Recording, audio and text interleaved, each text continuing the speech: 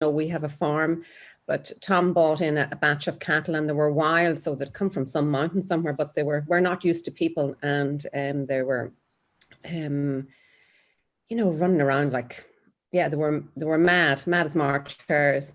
And he came in, he said, Jesus, these are ridiculous. And they were running through fences and jumping ditches and doing all sorts. He'd never had animals like them. And I was listening to him. And I said, I wonder if I went out to them, would anything change?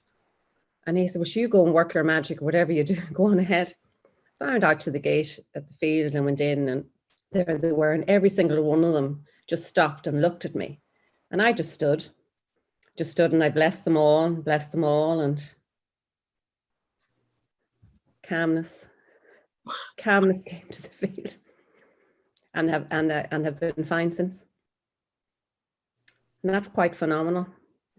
Yeah, that's very, very phenomenal. Yeah, they're in the field beside the house. Universal language is vibration.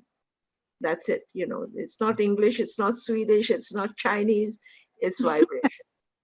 And which is, you know, what's very interesting, if there's a field of animals and Tom can say there's an animal there and it has a sore foot or a sore leg or whatever, there's something wrong. And he said, can you go out and do a healing on them? And now Tom rears mostly bulls, so like I'm not going into no field with no bulls, but when I go to the field and I look in and they're all there, whatever, it's very interesting because it's the one that has the challenge will always turn and look at me. Right. Always, without fail.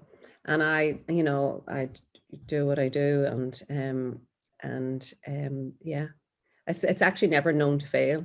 But I'm always amazed when they're there, and there could be 30 of them, and how the one that I'm talking to turns to look at me. Indeed. It's fascinating. Exactly.